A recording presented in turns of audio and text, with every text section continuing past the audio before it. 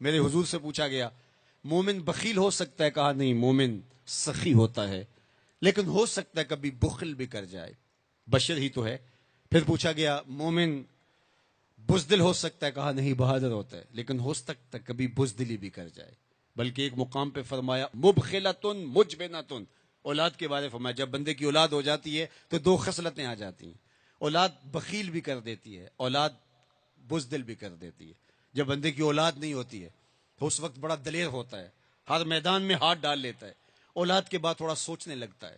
تو میرے حضور نے فرمایا مبخلتن مجبنتن، اولاد تھوڑی سی بخل بھی پیدا کر دیتی ہے، اولاد تھوڑی سی بزدلی بھی پیدا کر دیتی ہے۔ تو پوچھا گیا مومن بزدل ہو سکتا ہے؟ کہا دلیر ہوتا ہے، لیکن ہو سکتا ہے کبھی بزدلی بھی کر جائے۔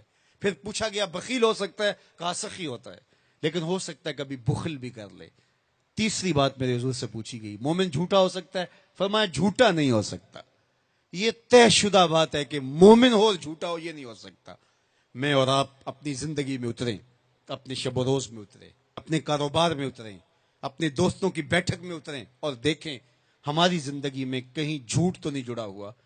میرے حضور نے تو مومن کی شان بیان کی کہ وہ جھوٹا نہیں ہوتا، اور میرے حضور کا نمایاں وصف صادق اور امین ہے، جس کو کافر بھی مانتے تھے۔ جب آقا کریم نے کوہ صفا پہ چڑھ کے کہا میں اگر کہوں کہ پہاڑ کی دوسری جانب سے ایک لشکر آ رہا ہے جو تمہیں طاقت و تاراج کر کے رکھ دے گا تو تم میری بات مان لو گے؟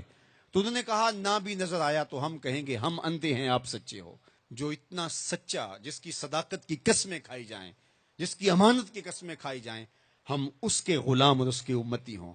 یہ بالکل آپ کے پاس جاپان بستا ہے، ایشیائی ملک ہے، اور وہاں بچہ بھی جھوٹ نہیں بولتا۔ وہ کوئی اور گوشت پوست کے بنے ہوئے انسان ہے، نفس اور شیطان ان کے ساتھ نہیں جڑا ہوا؟ کیا ان کی ضروریات اور ان کی مجبوریاں نہیں؟ لیکن وہ جھوٹ کیوں نہیں بولتے؟ ان کی ماں نے بتایا بیٹے جھوٹ نہیں بولنا، ان کے باپ نے بتایا بیٹے جھوٹ نہیں بولنا، ان کے استاد نے اسکول میں بتایا بیٹے جھوٹ نہیں بولنا۔ اور ہم کیوں بولے؟ ہمارے نبی نے بتایا جھوٹ نہیں بولنا، ہمارے آقا نے بتایا کہ جھوٹ نہیں بولنا۔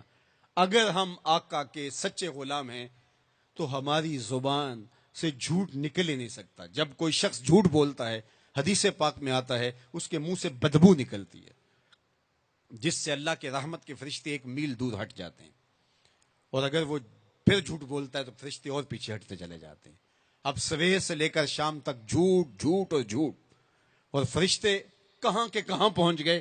رحمت کے فرشتے تو نیڑے ہیں ہی نہیں، تو پھر کاروبار میں بھی بے برکتی ہوگی، گھر میں بھی بے برکتی ہوگی، اس دواجی زندگی میں بھی تلخیاں ہوں گی۔ پھر ہم بھاگتے ہیں عاملوں کے پاس، اس نے کہا شکر ہے تو وقت پہ آ گیا ہے ورنہ تعویذ چل جانے تھے، تیرے اوپر تو کسی نے ڈاڑے تعویذ کیے ہوئے ہیں۔ او میاں وہ تعویذ جھوٹ کا ہے، وہ جادو ٹونا جھوٹ کا ہے، رحمت کے فرشتے دور ہٹ گئے اور ہم اندھیروں میں آ گئے۔ آؤ سچائی کو شعار زندگی بنا لو، رحمت کے فرشتے اپنے نوری پر تان دیں گے تمہارے اوپر، اور تم ایک انوار کے ماحول میں جینا سیکھ لو گے۔ میرے حضور علیہ السلام کا بتایا ہوا دین، میرے حضور کا دیا ہوا شعار حیات، میرے حضور کے دیے ہوئے انداز زندگی، وہ اختیار کر کے ہم ایک پاکیزہ ستھری طیب اور صاف زندگی گزارنے کا تصور حاصل کر کے ایک خوشگوار زندگی جینے کی کوشش کریں۔ آئیے میں اور آپ آج دیکھیں کہ ہمارے ساتھ کوئی ایسا عمل، کوئی ایسا رویہ تو نہیں جڑا جو حضور کے بتائے ہوئے طریقوں سے ہٹ کر ہے۔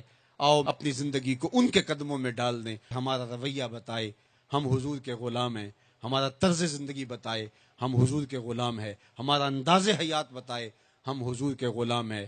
غلامی رسول کو اپنی نس نس میں سمو لو، غلامی رسول تمہارے لباس سے دکھائی دے، غلامی رسول تمہارے رویوں سے دکھائی دے، غلامی رسول تمہارے طرز حیات سے دکھائی دے، غلامی رسول تمہارے سجدوں سے دکھائی دے، تو غلامی رسول تمہارے وعدوں سے دکھائی دے، تمہاری بولی سے غلامی رسول ٹپکتی ہو، نہ یہ کہ تم صرف زبان سے یہ کہو کہ میں غلام رسول ہوں، باقی تمہاری زندگی کا ہر تیور اس کی نفی کر رہا ہو۔